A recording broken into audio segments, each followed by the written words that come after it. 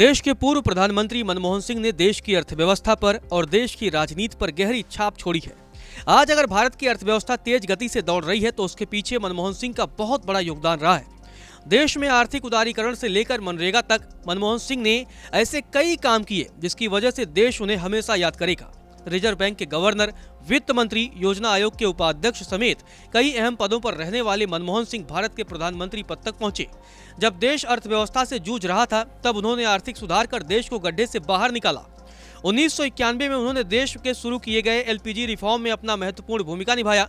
इसके अलावा मनमोहन सिंह देश के लिए मनरेगा, आरटीआई, आरटीई और खाद्य सुरक्षा कानून को लागू करने में भी महत्वपूर्ण भूमिका निभाई थी। चलिए अब आपको पूर्व प्रधानमंत्री मनमोहन सिंह के कामों को बताते हैं। सबसे पहले बताते हैं कि किस तरह से उन्होंने भारत की डूबते अर्थव्यवस्था को बचाया था। 1991 का साल भारत के लिए बहुत मुश्किल था। देश आर्थिक संकट से जूझ रहा था। विदेशी मुद्रा भंडार लगभग खत्म हो चुका था और देश दिवालिया होने की कगार पर था। ऐसे कठिन समय में वित्त मंत्री के रूप में डॉक्टर मनमोहन सिंह ने कमान संभाली। उन्होंने उस समय के प्रधानमंत्री पीवी नरसिम्हा राव के साथ मिलकर अर्थव्यवस्था को सुधारने के लिए क्रांतिकारी फैसले लिए। पहले भारत में कोई भी उद्योग शुरू करने के लिए सरकार से कई तरह के लाइसेंस लेने पड़ते थे। इस प्रक्रिया में बहुत समय लगता था और भ्रष्टाचार भी बहुत था। उन्होंने इस लाइसेंस राज को खत्म कर दिया, जिससे व्यापार करना आसान हो गया।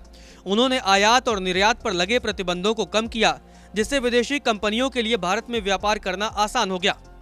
मनमोहन सिंह ने विदेशी कंपनियों को भारत में निवेश करने के लिए प्रोत्साहित किया।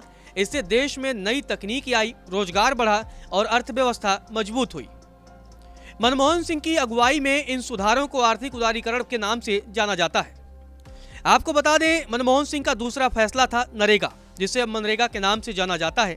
2005 में मनमोहन सिंह की सरकार ने राष्ट्रीय ग्रामीण रोजगार गारंटी अधिनियम यानी नरेगा लागू किया।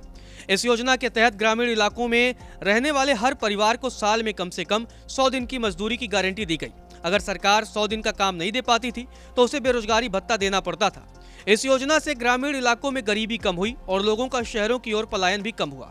बाद में इस योजना का नाम बदलकर महात्मा गांधी राष्ट्रीय ग्रामीण रोजगार गारंटी अधिनियम यानी कि मनरेगा कर दिया गया। यह योजना आज भी ग्रामीण भारत की अर्थव्यवस्था की रीढ़ है। मनमोहन सिंह की सरकार ने भ्रष्टाचार पर कड़ा प्रहार करते हुए सूचना अधिकार कानून यानी कि आरटीआई भी लागू किया। 2005 में आरटीआई को लागू किया गया।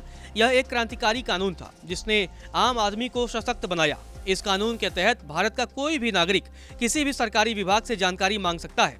इससे सरकारी कामों में पारदर्शिता आई और भ्रष्टाचार पर भी अंकुश लगा।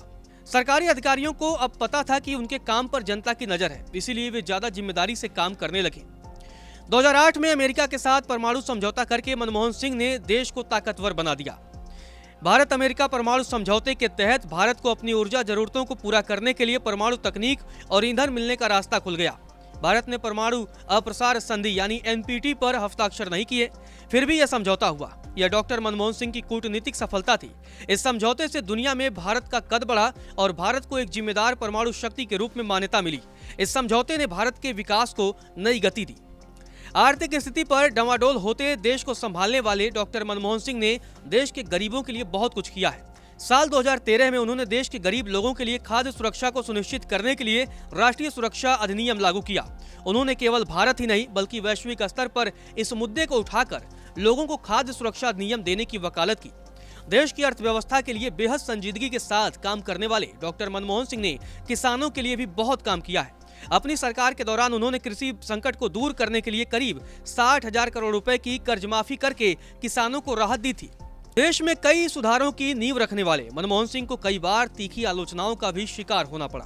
प्रधानमंत्री के रूप में अपने कार्यकाल के अंतिम दिनों में मनमोहन सिंह को विवादास्पद मुद्दों पर अपनी सरकार के रिकॉर्ड और कांग्रेस के रुख का बचाव करते हुए भी देखा गया और उन्होंने उस समय कहा था कि वह एक कमजोर प्रधानमंत्री नहीं थे। तब मनमोहन सिंह ने कहा था कि मैं ईमानदारी से उम्मीद करता हूं कि समकालीन मीडिया या उस मामले में संसद में विपक्षी दलों की तुलना में इतिहास मेरे प्रति अधिक दयालु होगा। मनमोहन सिंह के करीबी सूत्रों की माने तो राहुल गांधी द्वारा दोषी राजनेताओं को चुनाव लड़ने की अनुमति देने के लिए अध्यादेश लाने के केंद्रीय मंत्रिमंडल के फैसले की प्रति फाड़ने के बाद उन्होंने लगभग इस्तीफा देने का भी मन बना लिया था। उस समय वह विदेश में थे।